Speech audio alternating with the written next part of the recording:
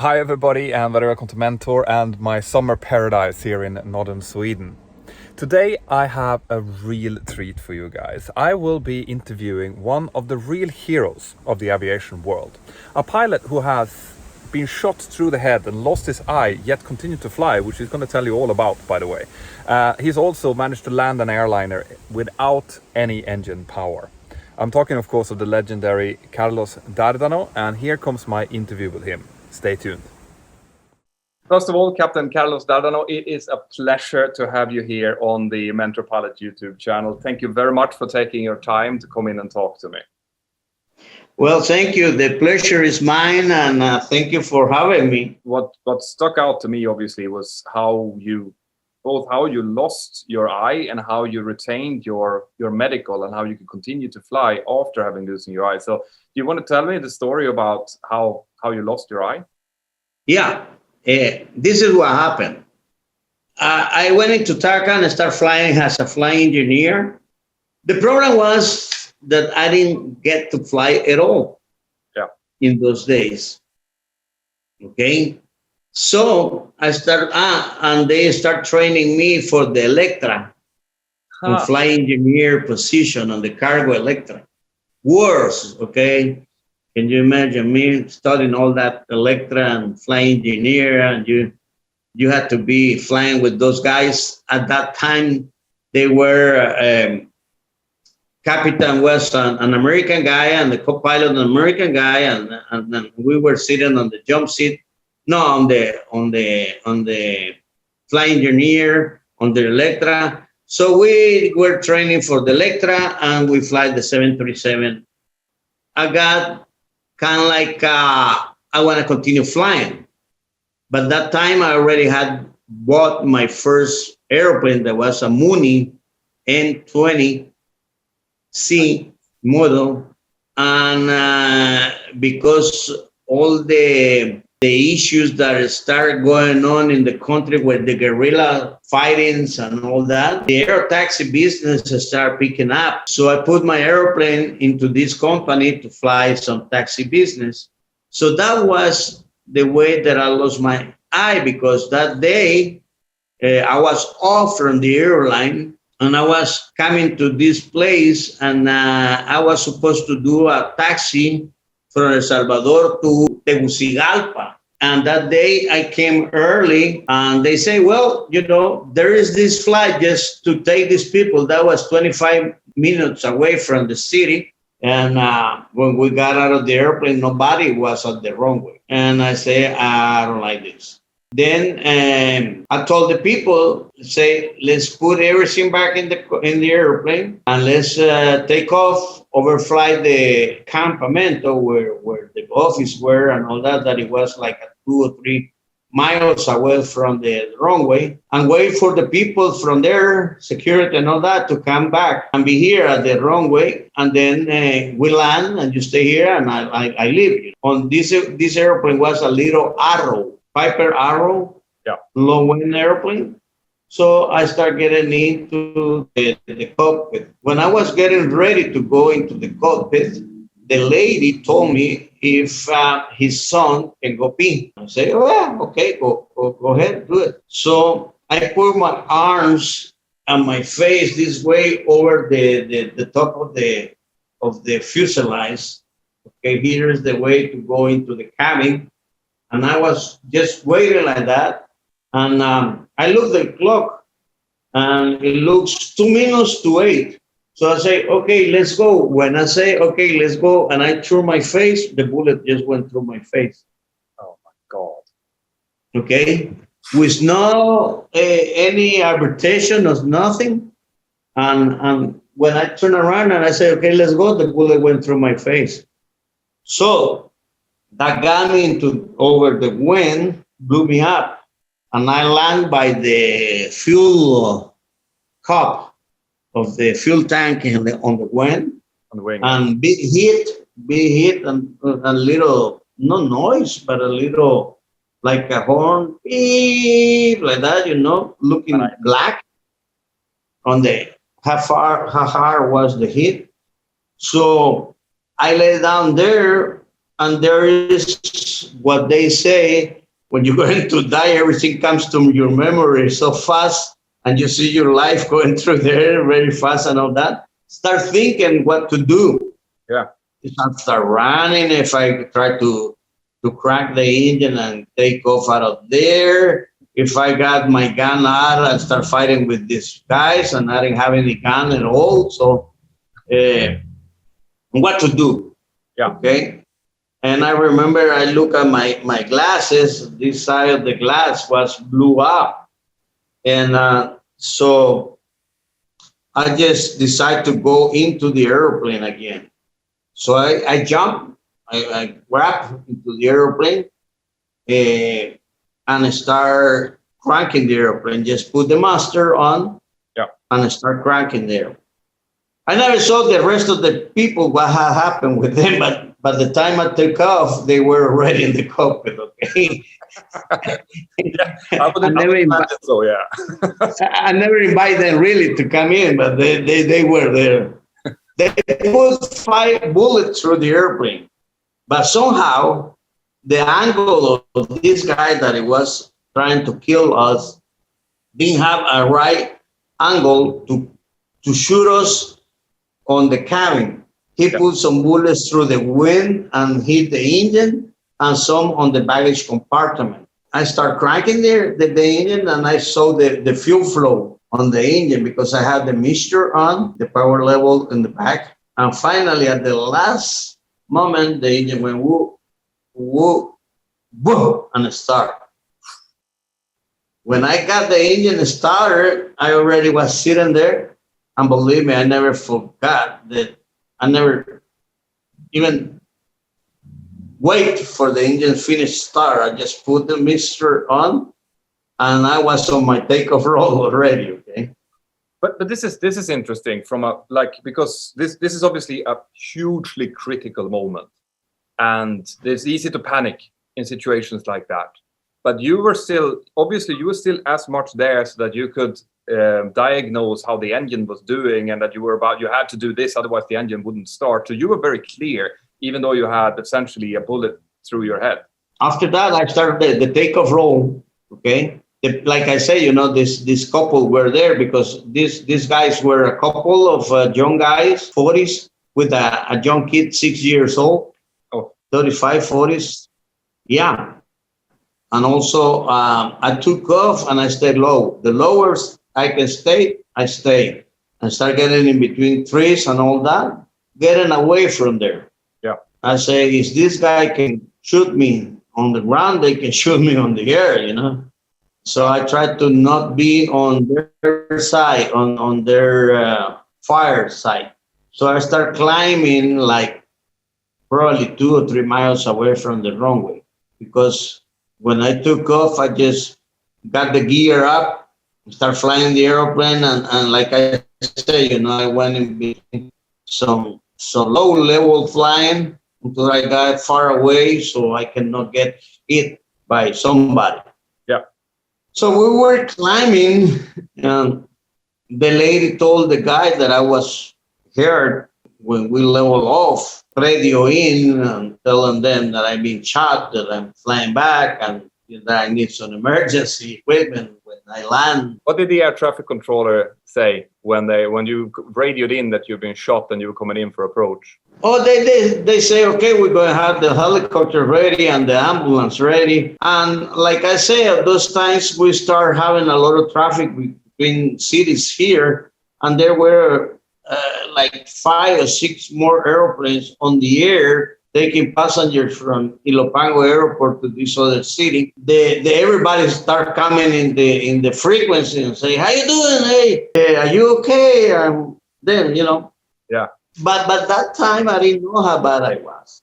No. I know I was bad because I can put my finger in my chip here and went all the way in.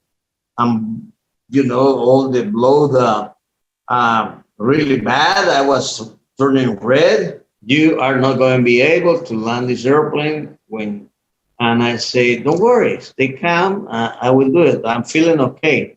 But there's a situation that I look to his face and he looked at me. He got scared about my face when he saw me, and I got scared looking my face on his glasses. Oh. Then I knew that I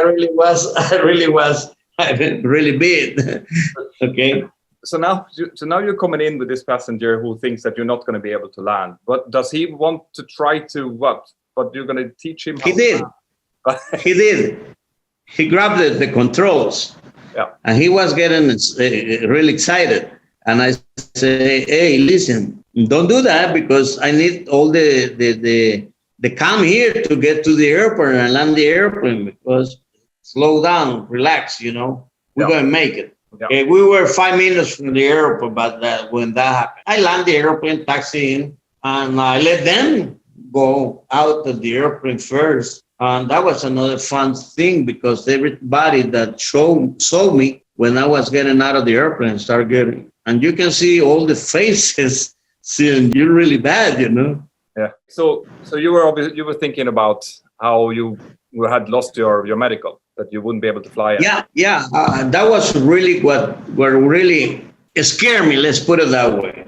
Yeah. I say, okay, this is it, and I won't be able to fly anymore and all that. So we went into the operation. It took 6 hours. And the next morning, I knew by that time that I don't have my eye. I stayed in the hospital for another 3 days. So when I got out of the hospital, I went into my this friend that the teacher had to fly.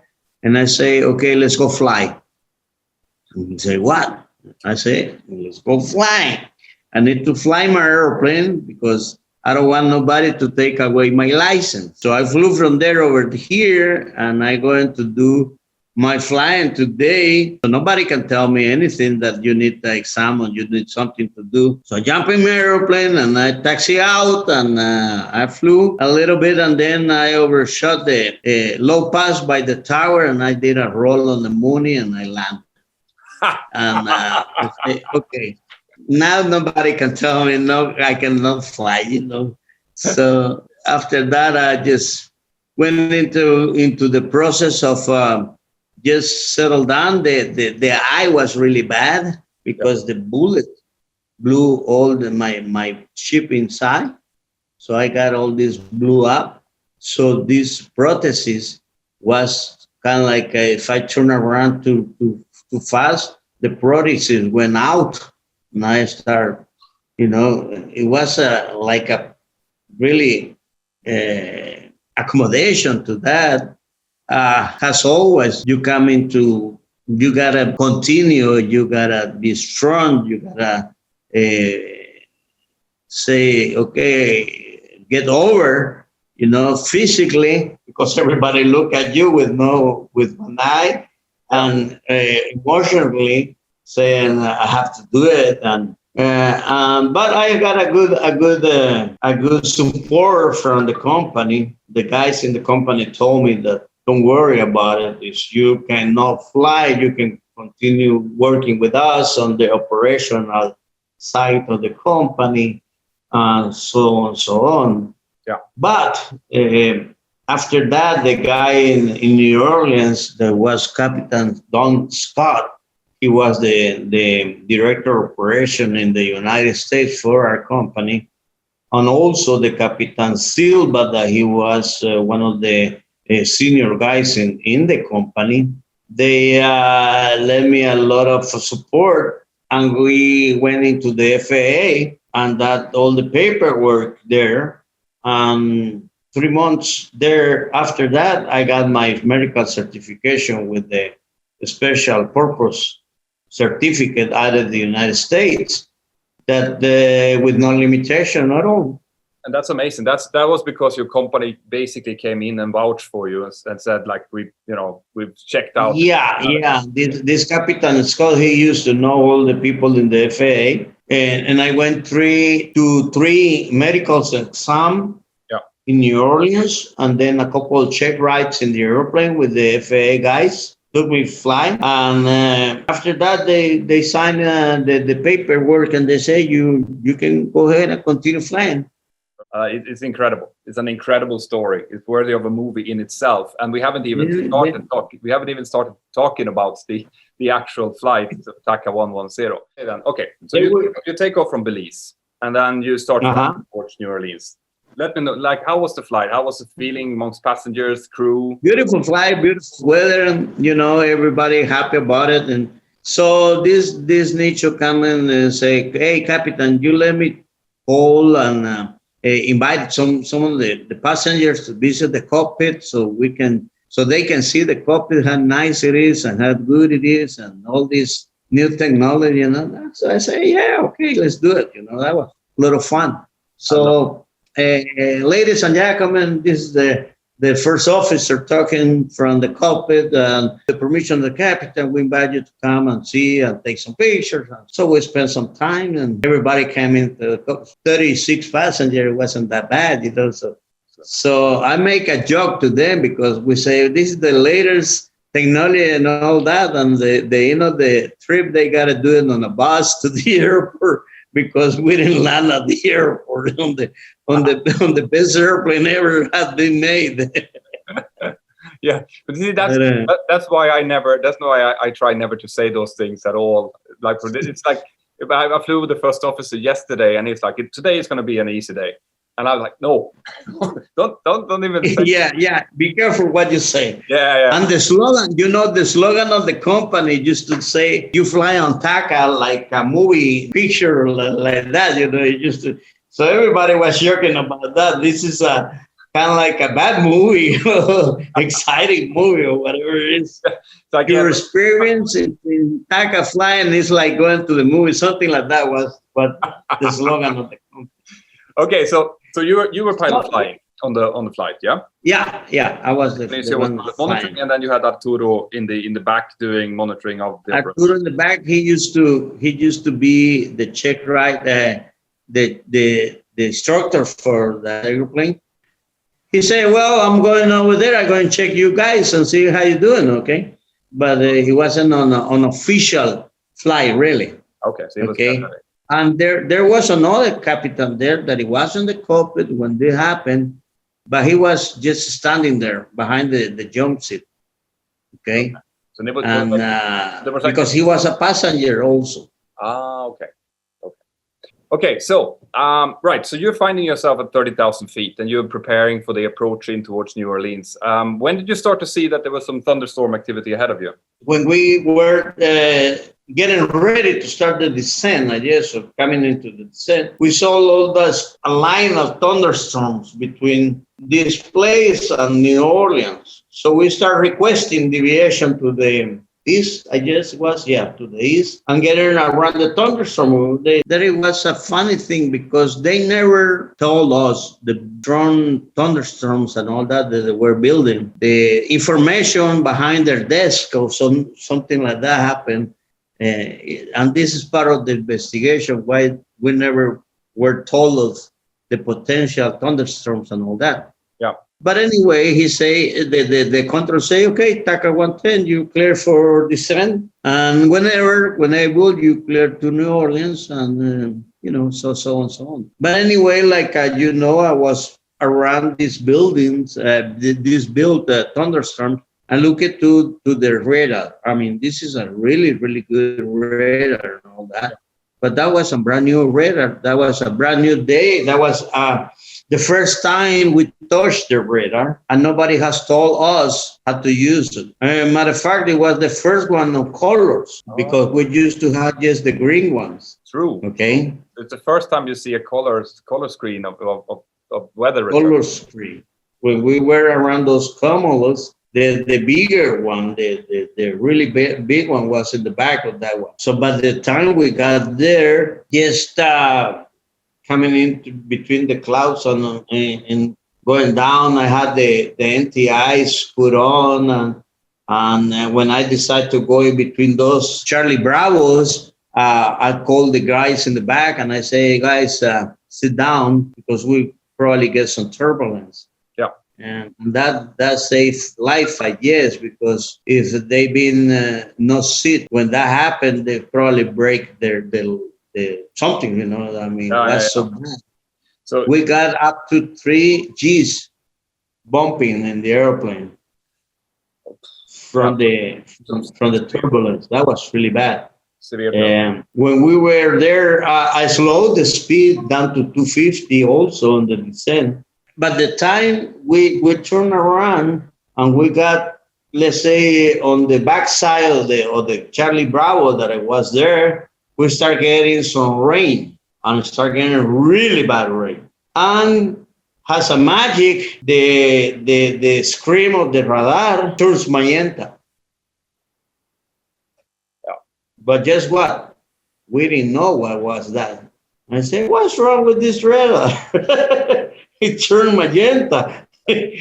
Magenta was the word ahead. Okay? Because nobody has told us anything about operational on that radar and all that, you know. So for the viewers that are watching this now, like I've explained this a little bit on the video, that green is kind of light, then you get orange, Right. which is a little bit worse, then you get red, which is bad. Magenta means that you also have severe turbulence. Magenta is You're red, dead. red You're dead. right? It's bad. But there wasn't nothing I can do at that time. No, because you had already Okay. turned around the corner and you were in between. But that time I say we're going to take out the paint out of this airplane, paint off this airplane. The probably next 10 seconds or whatever, with that big thunderstorms coming in, that we feel like we hit something. It was that bad, okay? And we have a lighting hit the airplane or feel like it in that window. Yeah. That we have like a big explosion, and automatically both engines went out, and the airplane started like a horse, jumping all over the place, going up, going down. In the cockpit, you know, horns and here, Mooney, all that kind of thing that you never knew. Yeah. On the instrument was with the flags off. Yeah. Up, and I said, what? The horizon was upside down. The airspeed was 320. There was any heading, and so I go, okay, this is bad. We lost all the electricity on the airplane, lost all the instruments on the airplane, all the alarms in the cockpit that start coming in. The other guys were yelling at me. One of the guys in the back, I remember he said, the speed, and all that. And I look around and I make my screaming the instruments. I say, no, this is really bad. So I went back to the horizon, standby horizon. Yeah. Back to basics. That's the basics. Keep level. Yeah. And for me, as a pilot, that was the worst time in all the emergency. Because if I had lost that airplane in that condition, for whatever reason, the turbulence, we'll be dead. Because there was any way to control the airplane if I go upside down or whatever. So for me to keep the calm and say, and that standby horizon, they used to have one for the airspeed, little small one, and one for the other was airspeed and heading or whatever it was. And then I start feeling the airplane goes really slow on the jog, because without a hydraulic, you were flying the airplane really, really hard, you know. Yeah. But when some way, I guess I lost some speed or whatever, I start feeling the airplane low, easy. And then I put some power and I yelled to the guys. I say, we lost the engine. I went back on the power and did it again. Both of the guys say, like, you're joking, man. I say, no, guys, we lost the engines. So that's when I got the quick reference. And I went back and I say, Arturo, start the engines. Even though there wasn't any checklist. No. Okay. And that's also crazy. Because up until this point, there was no dual engine failure checklist. No, at all. So he started doing that. He jumped from the seat and we were all over the place, like I said, you know, and he started cranking the APU. Did he try to do a windmill start to start with, or did he went straight for the APU? We went straight. I say APU. Good. I say APU. I never told him we're going to try to start the engines. We didn't have time. We were 16,000 feet. We don't have time to be playing with the engines. We need power back. Of course. All right. So he started the engines. I don't know if you know that. Yeah, We started. I know that you told them to. I didn't know which one of them who did it. I know you were flying and they were dealing with the checklists. Yeah. So I keep just flying myself, keeping the airplane in control, flying the airplane. Once in a while, I look at them and look up there, but I just until we got the APU back in on the line, and then we were so lucky that he turned in the right side bus. Yeah. On the APU bus. So finally, we got the electricity back, and we got the radio and so on, so on. So I said, Nicho, radio in. And tell them that we're lying down and we need some vectors and the weather for different airports and all that. So we did all that. That was the first time. And Arturo say, okay, we started number 1. We got engine number 1. And okay, engine number 2. The girls come in and I told them to prepare for crash landing or emergency landing or whatever it was. That's the way it was in the company, that the co-pilot keep all the frequency on his side all the time. And we kept the frequency for the company in number 1 radio. So when the APU come in and when we lost the engines, we just have number 1 radio working. Correct. For frequency. But because we used to have just the frequency for the airliner, we didn't remember that. And we were able to talk on the number 2 radio. That makes sense now. I because I was thinking about that. Obviously there was a lot of stuff going on, and I mean we aviate, navigate, communicate. So communication would have come last anyway. But so because you had company frequency on COM 1 and now COM 2. Nobody remember. Nobody. But the time we got the electrical power, yes, we record the radios, and then on his side, because it wasn't any automatic frequency change from this side, the cockpit side, to the captain side. By the time we recovered the engines, we were 5,000 feet. Yeah. I say, okay, told them that we have recovered the engines and that we requesting vectors to New York. So when they say, okay, maintain 5,000 feet, continuing ahead, and I don't remember, it was probably 360 comes to my mind every time that I talk about it. And I say, okay, and when I add some power, all the fire alarms came on immediately on both of the engines. Okay? We don't have N1 rotation. So the engine had ceased, or the engines was stopped completely? Frozen. So you have combustion, you have engine started inside, but it wasn't any rotation of the turbine outside, at least. Okay. So no flow So through. when I add the power, all the engines started heating up. So I went back on the throttles. They never stopped all the alarms and all that. So I shut it down. That's when I turned back and I said, Arturo, okay, now you better sit and have this your seatbelts on, because now we're going to crash. I called the girls in the back, and that's when you hear Nicho on the second that goes again. TACA 110, we have lost 1 engine, no, sir, 2 engines. That's when I get the radio, and I say, we're gliding down, and I don't think we're going to make it. But I was meaning we're going to make it to any airport or whatever. Yeah. But that time, we coming out of the clouds. And I look around me, and New Orleans is almost water all over the place. It was something that is always been telling me, go there, go there, go there. So I never changed my glide slope, let's put it that way, okay? A long approach.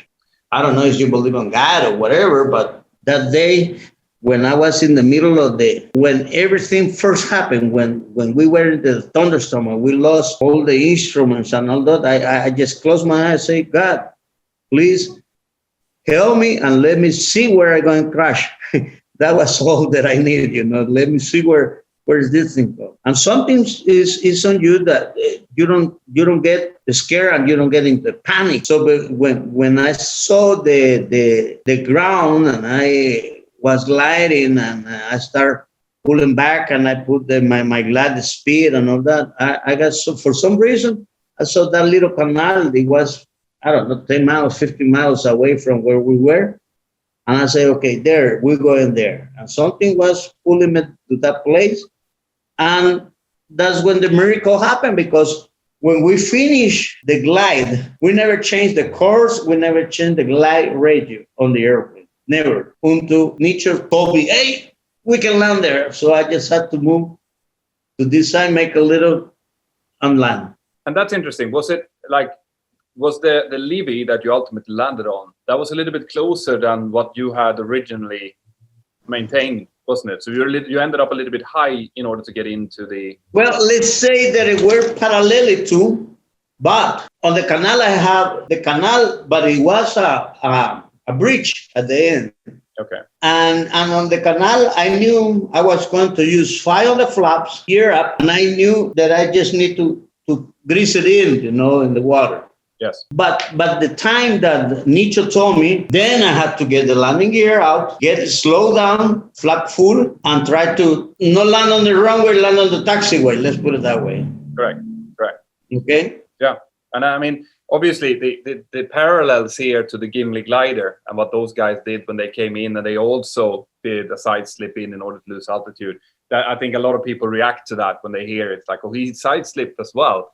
But like you're saying, you know where you want to set the aircraft down, and because when we saw that Nicho say, I said the landing gear won't come out because I had number 200 on my mind. Oh, because they had the 200. Yeah. And Arturo said, yeah, it will. I say, okay, gear down. So he came from the back and he threw the gear down. And this is important, because this is teamwork. This is like you guys. You have an idea. Your first officer comes up with another idea. You find that is a better solution, and then you have the third guy coming in. Right. I mean, we did professional working with our way. Yeah. and the rest of the thing, I say, okay. That's when I made the little turn on the side slip, and I remember how the power level of the speed brake were my power level. Yeah. Okay. And I made it straight to the end of that levee. And I remember that it went a little bit like that. And when we were flaring like that, Nicho called me, be careful with the wingtip. Okay. And I start talking to the airplane. I said, I got you, baby. She just greased it in, man. That was really nice. And Nicho, we just touch him down and he's jumping, laughing. Wow, like that, And I haven't stopped the airplane yet. That he just, we made it, man. We were a crop duster pilots. We know how to do it and all that kind of bullshit, I say, okay, nice. And wait. So here's another funny thing. We stopped the airplane and I grabbed the PA because I want to do the evacuation. We did the evacuation. There's another funny thing happened there. The girls had told the passengers on the first line, okay, you're going to be the first one to get out of the airplane. So when I announced the evacuation, the girl opened the door, and when she was opening the door and getting to the side, the toboggan started getting inflated. Yeah. But the passenger, the lady, didn't wait for the call. So she jumped, okay? And she jumps. So I'm here in the cockpit looking through the window, and I see the toboggan doing this and the lady flying. She's jumping at the same time as the slide is being. So lucky that they land together. Can you believe that? That's crazy. Yeah.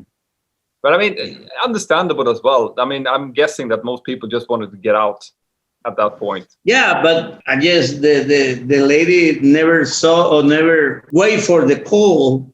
No. That probably the stewards has told him, when I told you, you're going to be the first one going out. Yeah. She opened the door and they will say, okay, this is my way out. Just jump away. Up you go. It is an amazing story. So what happened after the evacuation then? No, it started raining. I mean, the rain catch us and it started raining really bad. So everybody evacuated and all that. And I say, hey, hold it. I mean, I don't go and get wet. Let's let them go. Let's close the doors in the airplane and we stay here until the rain goes away. I heard that on the other interview that I used as a research for the video, and I was laughing so hard when I heard that, because I could just imagine the people outside like this, and hey, and it's like a movie, you know. They calling us, come on, the airplane blew up and all that. And I said, but you know what? We didn't read the checklist, right. So we didn't pull the circuit breakers that you're supposed to pull for the flyer and all that. So there's another funny thing. The rain came in and all that, the quicks, and I grab my things, and I slide down, you know, with the baggage and everything. And you can see a picture of me with the uniform on the slide. Very professional with both with the flying kit and all that. But anyway, I got out of the airplane. A helicopter, a marine helicopter is coming in. He's asking, who's the captain here? Uh-oh, they looking for me, okay? What I did. So he comes, are you a captain? Yes, sir. I said, yes, sir, like that, you know. And he goes, right. Hey, man, that was really well done. My legs went like that. Really scared. But the other thing that happened, and nobody knows much about it, that I got into this place, and as soon as I got there were 2 FAA inspectors in the place, and they called, Capitan, I need your license, just like that. Yeah. I said, I need my lawyer. I need my lawyer. And I call operation, and he said, what are they doing there? This just happened. How can they be there? So they come back to me and they say, you know what? We need to go to the airplane. I say, why? You're not supposed to touch the airplane. The airplane is under investigation. There is an incident. No, we FAA. I say to the captain there, can we go there? And he say, okay, do whatever they want to do. And we went to the airplane. We cracked the APU. They want to see is we have fuel on board. That was it.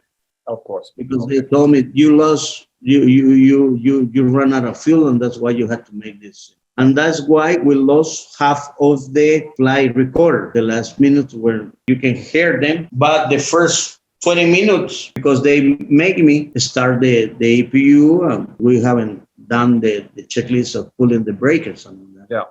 So to explain that to people, if you don't like, basically we have a set number of minutes that the cockpit voice recorder and the flight data recorder will record. And remember at that time was 30 minutes, the recording time on the right now is 2 hours. Yeah, exactly. So normally it's 2 hours now, but it was 30 minutes, which meant that if you would have pulled the CVR circuit breaker, everything would be kept. But since that wasn't done, when they started the APU, the recorder started again, and it started overwriting the first bit of right. It. Yeah, right. It's it was very unfortunate. So that's a story about that. Yeah, but I like the story is amazing, and there's a couple of things that I want when I was researching the video, I immediately highlighted. Number one was you got into the storm cell and everything was breaking loose around you with all of the bells and whistles and horns and alarms and everything going wrong. What you did was what we teach people when they start flying, which is fly the aircraft, find an attitude, keep it wings level, keep the speed under control, do not stall it, fly it, which is exactly what I didn't have any speed. I didn't have any way of vertical speed or air speed or whatever, but wings level. That was it. Yeah, wings level. So I know if I can have the wings level, that I can have the airplane flying. Correct. And that's what I like immediately. That's what I reacted to. Like, okay, yeah, all of this is going on. If you make the wrong decisions, then if you make the wrong prioritizations and you lose control over that, then you can lose control of the aircraft. That'd be it. You lose the airplane there. That'd be it. The second thing that I thought about was the way that you guys worked together in the cockpit when it was time that you continued to fly the aircraft. You had Arturo and your first officer trying to deal with the problem, trying to get the engine started again. And once that didn't work, eventually, you kept working together to try to find a solution to the problem, which is also crucial because you can get on, if you're in the captain's seat, I know it, you can get into that world of, okay, I'm gonna try to do this now and forget. Yeah, because when Nicho comes and he say, hey, there we can land, I already have my mind to ditch the airplane. But I look at it, I see it was okay, and then I say the landing gear won't come out, and then Arturo say, yeah, it will be. So I took his recommendation and proceeded in half a second, and I took Nicho's consideration, and I say, okay, we can do it. Let's do it. That was a teamwork. Yep. How about this? I say, no, I'm the captain. We just going into the water. That's what I was hoping to get out of the video. Like this is why I do these videos, these air crash investigations, because there's always key learning things that you can get out of it, not only for our industry, but for other industries as well. I mean, the way that you guys work as a team in this situation can be used for people working in a power plant or for medical professionals as well. When you get into a tight spot, into a crisis, how do you prioritize, and do you use all the available resources to you? Like, you know, when we lost, when we were that we had to shut down the engines again, and then the flight attendant came in and she looked at me and she said, hey, Charlie, what's going on? Because we're friends. Carlos, what? And I said, it's really serious. Go and sit down. and she knew from that point that was going to be a really bad situation, but we already know what to expect. In between, that was a communication at that time between the backs, the girls, and the teamwork that you say. Yep. All the way that they did their work and everything. Never, ever, nobody has asked us anything about it. And I think that's I don't know, that's probably, I've been giving some speeches sometimes and all that. You believe that they have everything in the company, and more now that they sold the company to another company. You don't even get to, nobody knows who you are, nobody cares, nobody, and there is a jealousy, professional jealousy that you feel. Yeah, you know, there is amazing. There is a bit of that, I'm sure, but the interesting thing now is that this story is actually becoming more and more known as the years goes by. Like there's several, and I'm guessing that it's going to get even more attention, because these are the kind of stories that people love to hear. Good teamwork under very hard conditions where the outcome is positive. You know, it has everything in it. Don't lose it. Don't lose it. Though. A question though, how was this handled when it came to the investigation, the NTSB, the FAA, your own company and stuff? How was it like in Sully, in the movie, where you just be put in a tribunal? Yeah. Don't believe it, but it was the same way. Yeah. The only thing that here nobody have heard, the airplane was in one piece, and they have some historical bad thing about the engine that is already been failing on weather that engine 2 or 3 times before us. Yeah. But yes, we have the accident incident on Tuesday, I believe it was. We stay in New Orleans. They separate us, all right? Yeah. Like we were the big ones, the really bad ones. We cannot talk to the flight attendants. We cannot talk to each other. And they make us do their reports, our reports, right away. And we did all the reports. We did that. And we went into a couple of sections with the FAA, NTSB, all those guys, the lawyers from the company, the lawyers from the Boeing, the lawyers from the engines. There was a bunch of people over there, you know. Yeah. And yes, we have to do that. And they closed basics, all the investigation and everything right there until they let us go to El Salvador on Saturday. This is another amazing thing. I got to El Salvador on Saturday. I'm with my wife, you know, she was expecting my second child and everything. Call operation, you got to fly on Monday. No way. Say, what? Yeah, you got to go flying on Monday. You better get in the airplane so you don't get scared. I say, okay. So that's all the treatment. Are you okay? You need some vacation? Can we do something for you? You know, you need to stay with your family a couple of days, relax, go vacation 1 week and then come back. No, you got to go work on Monday. So that I went work on Monday. Huh? Do you believe that? I mean, no, that's insane. Right away. Get back to work. We need you. Oh, that's amazing. I have a few questions that some of my followers have brought in. If you don't mind, I would like to ask a few of them to see what you say. Okay, so we've got a guy here called Olivier Steiner, and he's saying, I do not have any particular question for the gentleman, as there is nothing questioned about his heroic deeds in that flight and previously, and taking my hat off for him. Massive respect, except maybe one thing. Does he have any special tips for this level of cool and focus in such outrageous, stressful situations?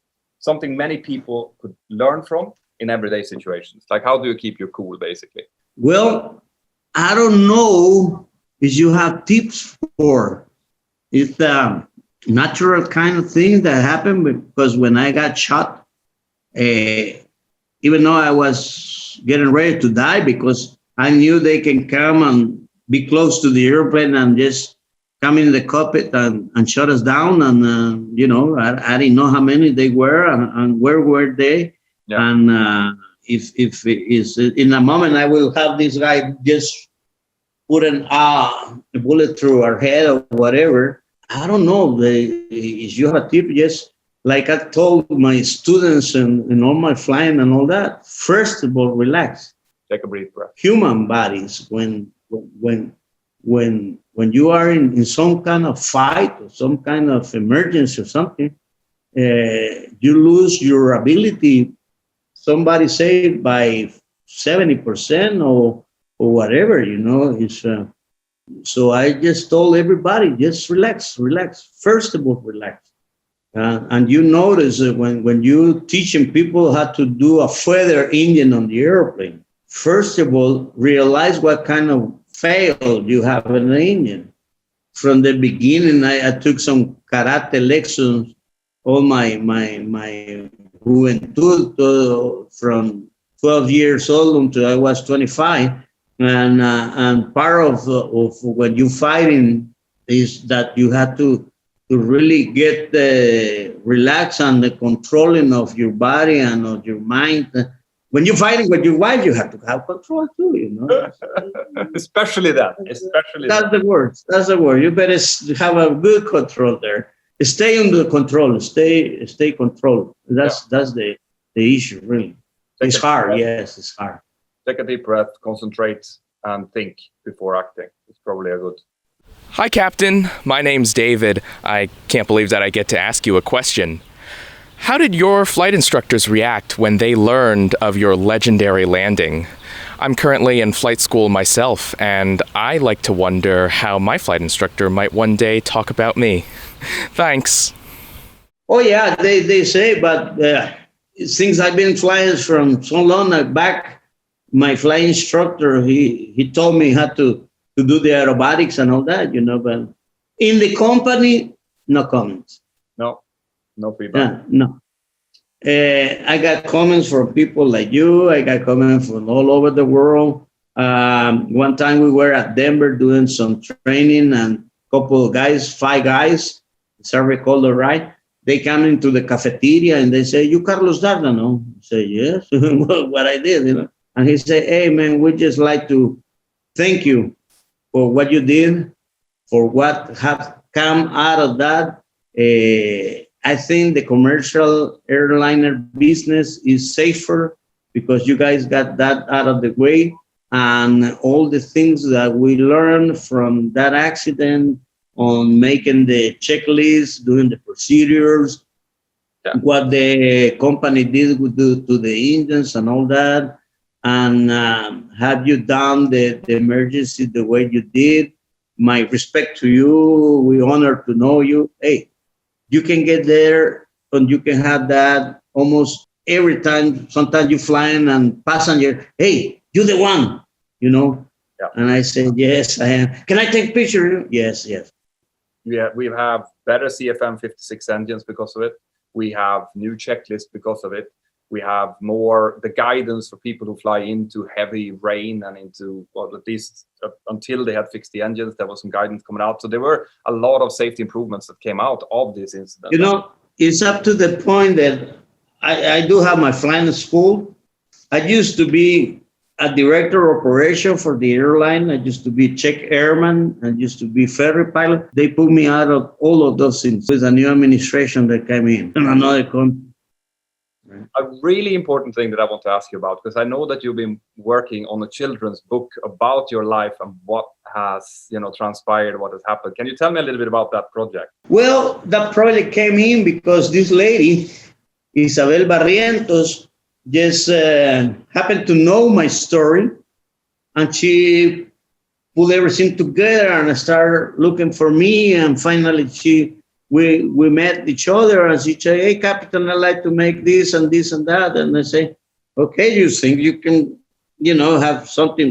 Can you sell this book after that?" I mean, and she said, "Yes, it's a really good story. It's a good material we have there, and we can do it, and so on, so on." So she push it that far away that, yes, we got these books. One is in English and one is in Spanish. It's a really nice little book that is just coming into the market. Yeah. As soon as, if you have any links or anything to that, I'm going to put that in the description of the video so people can click on it if they want to find a good aviation book for their children. It's great. One more question. Are you still flying? Are you still operating in your airline? Yeah. 40 years in the airline. I have two and a half more years to go. How many hours do you have at the moment?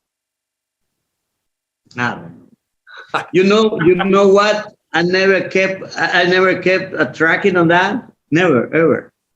Even when I was a student, my wife used to keep the logbook on what the payment received from the flying and all that. Then whatever the airlines kept on tracking. Yeah. But we fly in the airline like 85 hours a month. I fly myself teaching and air shows and all that and other things. So 40 years in the airline plus 6 years before that. I don't know. I'm asking because there was another question. The question were basically like, when did he retire? And I answered like, I don't know. Oh, he's very much still flying.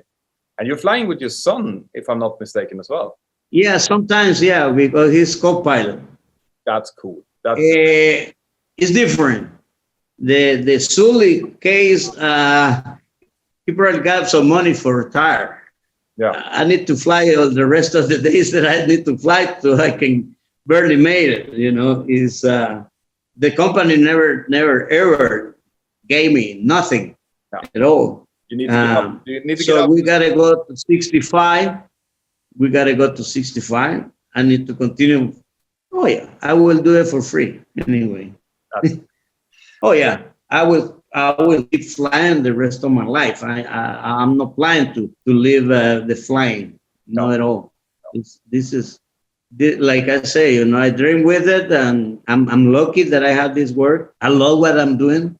Yeah. I go into Tegucigalpa airport. I don't know if you have heard about Tegucigalpa in Honduras. I go in at least 10 times a month over there because they just send me over there every day.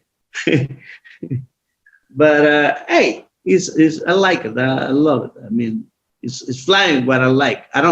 They asked me one time, what is the hardest thing you have to do when you're going flying? And I told them, get to the cockpit of the airplane.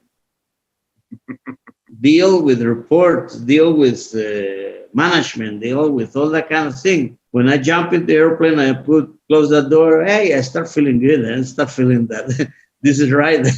Yeah, that's fun, It's something that I think a lot of us recognize as well. That once you get behind the stick, once you start flying, that's really what we live for. And it's lovely to hear as well that you feel that way when it's 2 years to retirement and you've been flying your whole life. Anyway, Carlos, that's the way it goes. That's all the questions I had.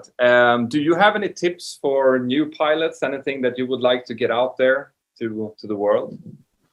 Well, yes, I would like to tell everybody, that don't get lazy, don't get in comfort of the flying. Keep flying, keep your styles, keep your training, and keep flying manually the airplanes.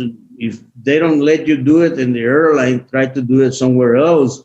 But if you like and you are the kind of pilot that take an automatic or usual attitudes, kind of like training and just keep yourself safe. Because I like I said, have people in the airline that we take off and we reach 200 feet and they push the autopilot, and they don't disconnect the autopilot until we got to minimum. And sometimes it's hard for them to push those buttons. Yeah. And I say, hey guys, you haven't done flying more than 1 minute on this flight. Okay? They don't even keep the hands on the throttles or on the jack because they know the airplane doing everything automatic. Yes, automatic session is okay. They don't know how to brake the airplane because they always using the auto brake. Okay? And things like that is the airliners or the industry went too much into automatization and they like to see that. I mean, the companies like to see that because they think this is so easy that any robot can do it in the future. But even the military guys had to fly the robots from wherever they are, You have to have somebody behind the controls all the time. The way that everything is going to be automatically. Yeah, no, I agree. I think that what you said in the very beginning there is really, really good, which is keep training, keep yourself skilled. And if you can't do it within the airline, well, then do it at your own time or pace. Keep yourself safe so that you know that if something happens, you have the skills required to take the aircraft. Right. Carlos, I want to say a huge thank you for you to taking this interview. It's been a real pleasure. I'm so happy that you enjoyed the video that I made about it, and I'm even more happy to hear your own words and your version about the events. Oh, the thank you is from me, man. I mean, it's amazing that you take all that time to look into this. And thank you. We keep in touch. I'm here, and I hope I can meet each other one of these days up there. If I go on vacation over there, or you decide to come over here or whatever.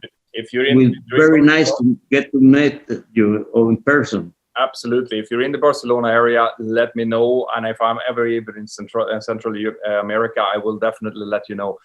Thank you very much once again. And we'll keep in touch. Okay. Nice. Thank you for everything. Thank you. Bye.